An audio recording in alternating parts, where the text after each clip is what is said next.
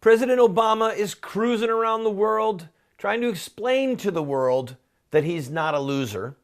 And Harry Reid, who is on his exit from the Senate, oh, may he enjoy political oblivion, he set the standard for what has to happen under a President Trump and Mitch McConnell leading the Senate.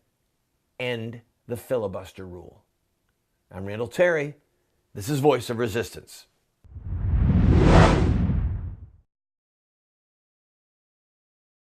Welcome to the program, friend. I'm your host, Randall Terry.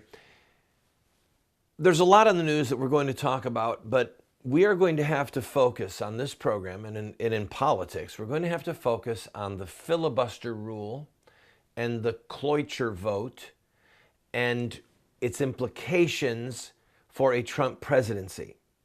And I don't just mean focus on it today. We're going to have to focus on it for weeks.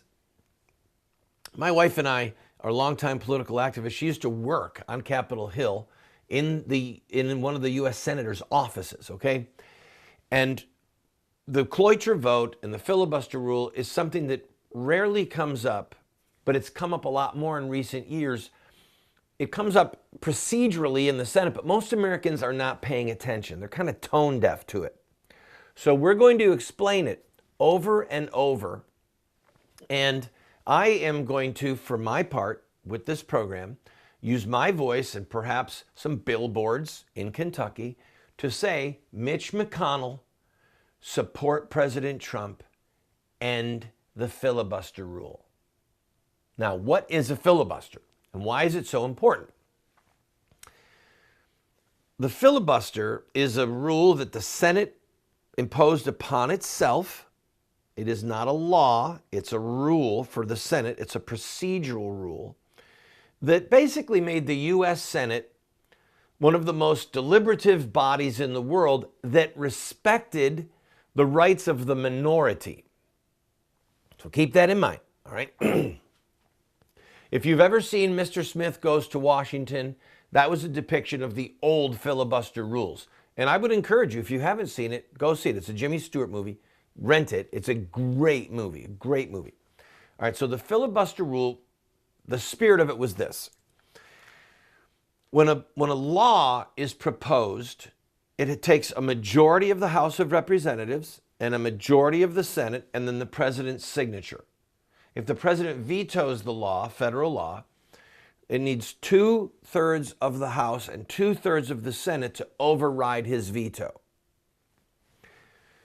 Well, early on in the Senate, they adopted a rule in the early 1800s that a senator could talk as long as he wanted, as long as he could hold the floor.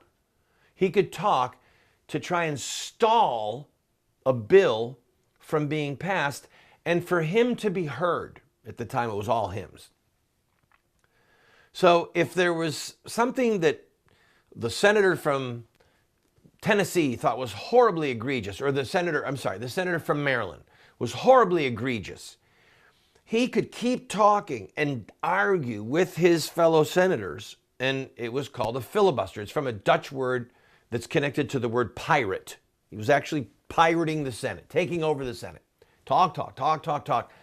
But the goal of it was so that his objections could be really heard and really discussed, and he could control the Senate floor as long as he could hold it. He couldn't leave and go to the bathroom even, literally. So in 1917, Woodrow Wilson, again, not a friend of liberty, Woodrow Wilson asked the Senate to change the rule so that a 2/3 majority could shut down a filibuster. It was called a cloture vote. And he said, look, create a rule for the Senate that says we can, with a 2/3 majority, we can end a filibuster. We can say, look, you've got 30 hours, and then we're ending this, once they invoke the cloture rule. Then they changed it, then the Senate changed, because again, these are Senate parliamentary rules that govern their internal discussions and debates. They changed it to a 3/5 majority, 60 out of 100 votes. So you've heard in the news over the years, well, they didn't meet the 60 vote threshold. And some people scratch their head and say, what is this 60 vote threshold? What it is a way of giving a an easy pass to the minority party in the Senate to say, we're going to filibuster. If you don't stop this legislation, we're going to filibuster and it's not going to pass. So then the party with the majority would either have to have 60 votes to say, no, you're not going to filibuster, you're not going to hold this up, or they would have to get some of the members of the opposition party to do a cloitre vote and say, sorry, we're not going to force this legislation to have 60 votes. A simple majority is going to carry this. It doesn't get worse, it gets easier. If you can just retain that. Filibuster went from 1 or 2 people filibustering to minority parties saying, we've got 41 votes and you've only got 59 and you can't break this filibuster. Until, I believe it was 2013, I'll look at it when we come back. But Harry Reid changed a huge portion of the filibuster rules and paved the way for Mitch McConnell to change them even further for Trump's agenda. Stay with me, don't go away.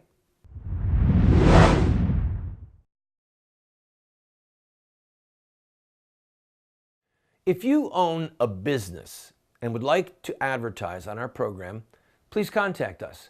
We are currently seen on over 130 television stations from coast to coast. We air at 8 p.m. Eastern, and then all times are local. We have a lot of reach, friend, and this is an opportunity at a great price for you to get your product or your service in front of hundreds of thousands, maybe even millions of people. Also, if there's something that's important to you and you'd like to have a month where you just say thank you to this ministry or promote a certain ministry or a certain cause, contact us.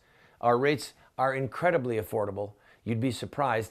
And you, again, can reach into hundreds of thousands, perhaps millions of homes. We're currently seen possibly in over 30 million homes. So give us a call, give us an email, and we'll put a commercial up for you. Does our Lord Jesus Christ, the King of Kings and Lord of Lords, have authority in the political realm, the judicial realm, economics, education? The answer is yes. And does he want his servants to be the leaders in those realms? Again, yes. If you want to learn how you can be a leader in the power bases of America, get the series, Taking Back the Gates.